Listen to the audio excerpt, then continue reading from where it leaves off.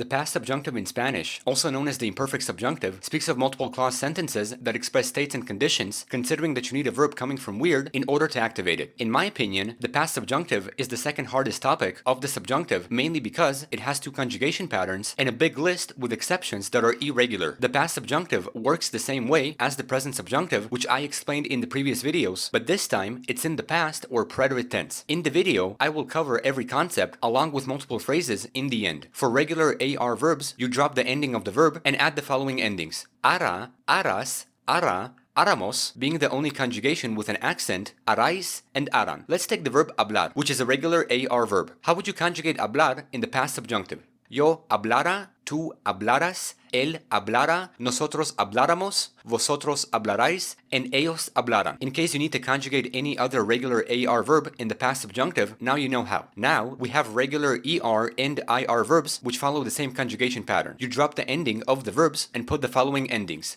iera, ieras, iera, ieramos, again making it the only conjugation with an accent, ierais, and ieran. Let's take the verbs comer and vivir. How would you conjugate them in the past subjunctive? Yo comiera and yo viviera, tú comieras and tú vivieras, él comiera and él viviera, and so on. In case you need to conjugate any other regular ER or IR verb in the past subjunctive, now you know how. However, now comes the big list that is full of exceptions, which are both irregular and stem changing, especially IR verbs. Of course, I will not include every verb on the list because you don't need all of them, but it is significant to know the most useful ones. Because there is no conjugation pattern to follow, I recommend just memorizing them as they are. In the list, you have verbs like dar, meaning to give, decir, meaning to say or to tell, estar, meaning to be, hacer, meaning to do or to make, ir and ser, meaning to go and to be, and as you can see, they follow the same pattern because in case you don't remember, ir and ser in the past simple tense follow the same pattern. In the past subjunctive, however, the pattern is somewhat similar. Next, we have poder, meaning to can, poner, meaning to put, saber, meaning to know, tener, meaning to have, and venir, meaning to come. After you memorize these verbs, there are stem-changing IR verbs that have irregular stem-changing patterns, but I'm obviously not including every verb. In this list, you have verbs like preferir, meaning to prefer, dormir, meaning to sleep, conducir, meaning to drive, creer, meaning to believe, and oír, meaning to hear. These are all the types of verbs that you have to know, understand, and memorize with every pronoun and conjugation. Before making actual sentences, we have to understand that the past subjunctive is used the same way as the present subjunctive, except that it talks about actions, events, or conditions that already happened in the past. This means that whenever we speak of the past subjunctive, the entire phrase needs to be in the past simple or past imperfect in order to activate it. Just like in the present subjunctive, the whole sentence is in the present simple, and it's the same idea with the past. Every sentence in the past subjunctive must fully be in the past simple or past imperfect, so make sure that you pay attention to each phrase. Now, I can show you a few phrases, and after you get the idea, then you can make any sentence that you want. Take a look at this phrase. Yo quería que tú hablaras conmigo. How would you say this phrase in English?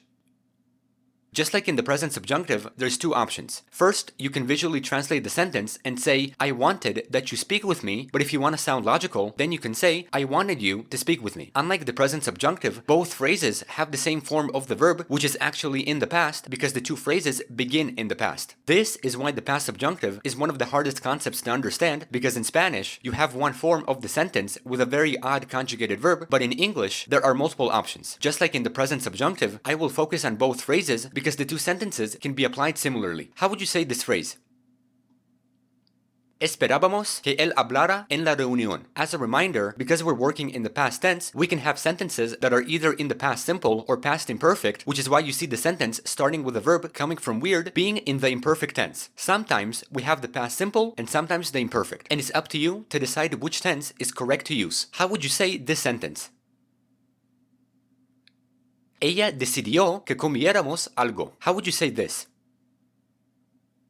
Tú insististe que yo corriera por las mañanas. How do you say one of these? Ellos me recomendaron que yo escribiera una carta. How do you say this? Yo necesitaba que tú recibieras este mensaje. Now, let's try to use some of the irregular verbs. How would you say this phrase?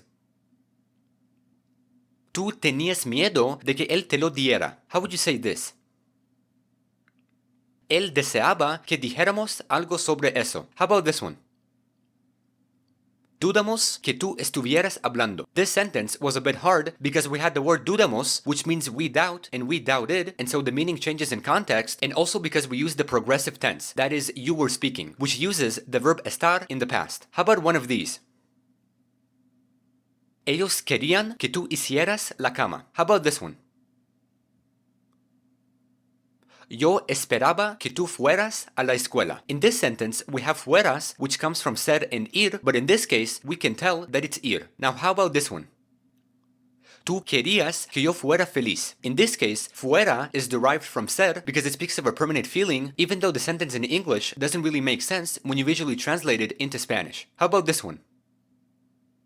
Ella esperaba que yo pudiera encontrarlo. If you wanted, you could have placed the object pronoun before the conjugated verb. How about one of these?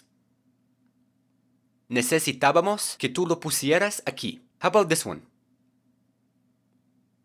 Ellos dudaban que él supiera lo que era. What about this?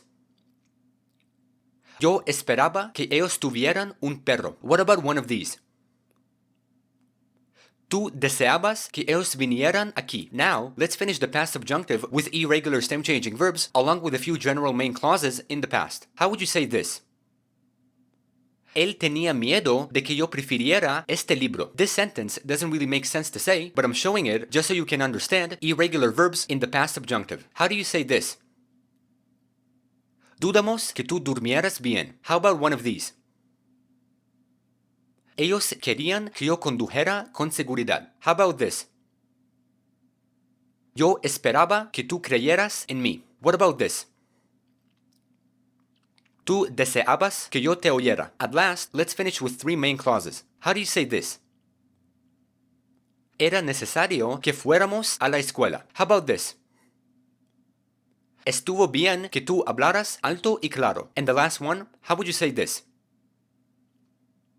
Era triste que ellos tuvieran una casa pequeña. Finally, this is where every concept of the past subjunctive comes to an end. Just like I said in the previous videos, even though some phrases didn't make sense to say, my goal was just to present the system of the past subjunctive. At the end of the day, after you understand the idea, it's up to you to make any sentence that you want using any subject and any verb in the past subjunctive, not to mention that the past subjunctive in Spanish is a concept that is useful to understand and useful to utilize. So that's that. This has been the past subjunctive in Spanish. Thank you for watching this video, and hopefully I made your learning just a bit simpler.